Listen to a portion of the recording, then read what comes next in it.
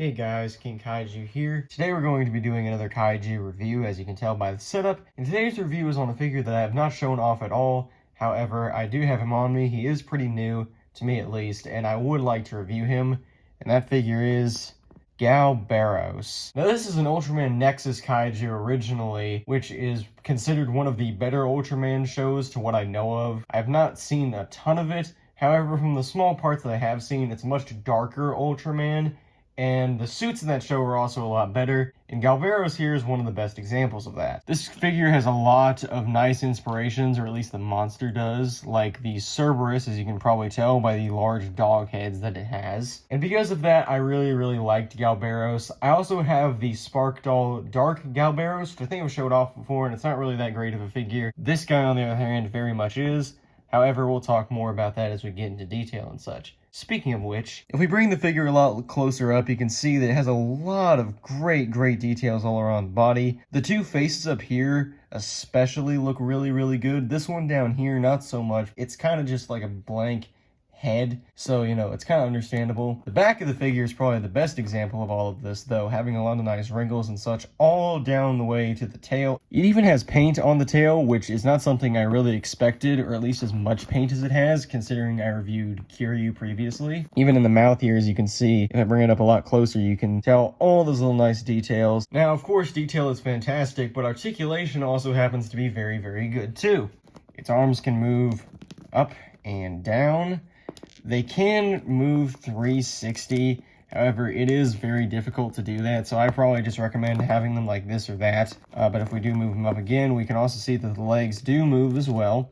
They can kick forward, so you can have them walk. The tail also rotates, as I think I showed off before. And the joint that I really didn't expect a lot of is the head to also move, so you can get it to go 360. There is also a waist joint here, however, you can't really move it because of how the figure is kind of like placed on there. As you can see, his body is not necessarily the most circular thing, it's more triangular shaped, if anything, so you cannot really rotate it. However, the glue seal is broken on mine, so if you really wanted to force it, you probably could.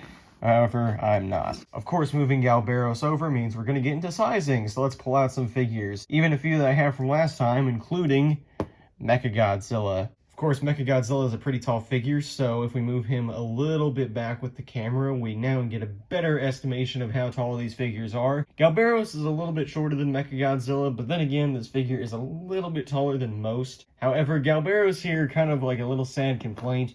He is a little bit under that general 6-inch mark that a lot of the other figures are. He is going to be a tad bit smaller than your normal 6-inch figures. Mechagodzilla here is about 6.5 though, so let's bring out a more normal sized figure, like an Ultraman. Ultraman here is generally a little bit more even. However, as you can still kind of see, Galberos should probably be more like right here, but nope, he's all the way down here, sadly. Yeah, this figure is a little bit short, but, not too big of a deal. This is still a pretty cool looking matchup. Obviously, he did not fight Ultraman, not Ultraman Fall Down. Ultraman Cosmos here, of course, never fought Galberos. However, Ultraman Nexus did, and all the Ultramen are roughly the same size, so it doesn't matter. And then bringing him in with another figure that I have not shown off yet at all. We'll compare him next to Geronimon. And Geronimon here is a fairly tall figure, so of course Galberos is going to be a little bit shorter. We'll probably do his review here soon. However, compared to Galberos, pretty nice matchup. Obviously, Geronimon looks like he'd be winning this fight,